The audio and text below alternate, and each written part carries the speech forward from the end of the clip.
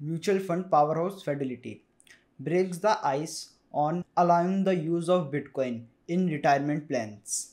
Decentralizing foreign exchange platform.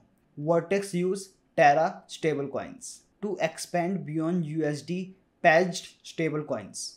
Elon Musk's $44 million Twitter buy has the internet in a frenzy over free speech. My name is Anuj and this is your nightly crypto news wrap up. Let's get it.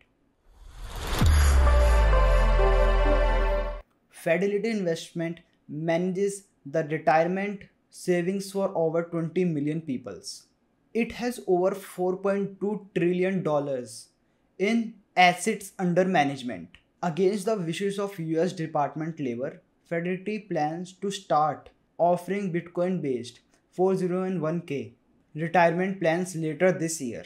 The DOJ is in the warning against the last month. The investment presents significant risk and challenges to the participant retiring account, including significant risk of fraud, theft, and loss.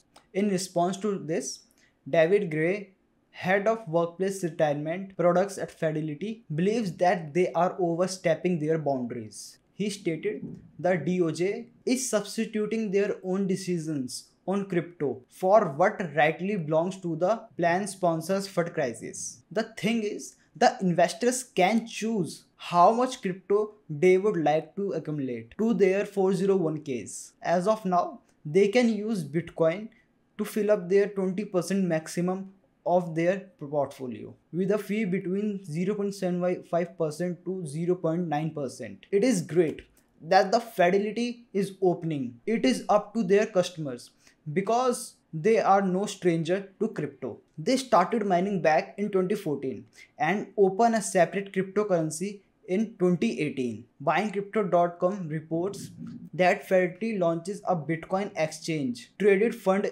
in 2021 in Canada and a physical Bitcoin exchange trade product in Zurich earlier this year. Fidelity also announced last Thursday that they are going to have an A-story building in the metaverse known as Fidelity Stack, built in decentralized land. It is an educational tool to teach users about the basis of ETF investing, and the building also includes a dance floor and a rooftop sky garden. Story like this cement the long-term mindset for Bitcoin, and it's bullish company like Fidelity that sees the opportunity that crypto provides instead of viewing it as a threat. But what about the price right now? For that, let's do a quick market watch. As a market are taking quite a hit today, Bitcoin coming in at $38,403, down about 4.4% on the day. Ethereum coming in at $2,837, down almost 6% of the day. Let's go ahead and check what top losers. We got PancakeSwap 14% down. We got Curve DAO token down 11.4%. We got Moonbeam almost down 10%. Mina down about 10%. Then we have Rose down about 9%. So guys, Bitcoin has taken quite a hit today, right? There is a 786 fib level coming in about $36,400, right? This is a next level if you use $38K. Even if we lose that level, I don't think that we will come down to the FIB level. So there is a little hope for a bounce there. Now back to the news. Vertex Protocol decentralized the Forex platform recently raised $8.5 million in the seed funding. The operation manager Connor McName says the fund will be used to build a team, scale the protocol, and develop a strong backend ahead of its launch in 2022. This Forex protocol will be used for multi-currency spot and deviating tradings, as over 99% of stable coins are P2B dollars. They want to extend DeFi lending products beyond just USD pledged stable coins. McName told CoinDesk, a lot of people that are not from America, they want to probably use their local currency, right? How are they able to do this, you ask? Well, look no further than the crypto giant Terra Luna, Luna's most popular stable coin in Terra USD. But they also offer the stablecoin for the British pound, euros, yens, and more. Luna Studio recently tweeted out the Vertex protocol will bring billions of USD volume to Terra. Bullish news for Luna holders and forex traders. I think this platform has underperformed. It's, as you said, been miserable for investors for a decade now. Basically, what happened here is you got your money back after putting it to work and at risk for a decade. And so now that's behind us. The board has been put out of their misery. They were abysmal at managing this business. They actually didn't even use it, which I always found incredible.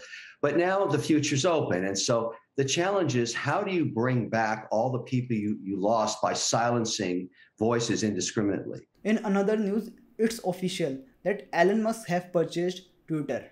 The $44 million buy does not come without its fair share of controversy. Adding an edit button using Dodge for payments and deleting spam bots become the least of Elon's new set of challenges. What the internet in the up arms about now is free speech. Right now there are people everywhere, all over Twitter, that are thinking the reason of censorship had meets its end, and other people believes the water are getting muddy on the fundamental difference between free speech and hate speech. What is come down to is that in life you are going to see things that you don't want to see, and you are going to read things you don't want to read. The power is in your hands on whether or not you are going to let that bother you. Progress cannot be made without debate or controversy. It's literally how we evolve in society. Nothing irritates me more than censorship. This is America, and free speech supposed to be protected by the constitution, not regulated by big tech. Now that Elon is on the driver's seat, Twitter might be able to evolve in a better social media platform.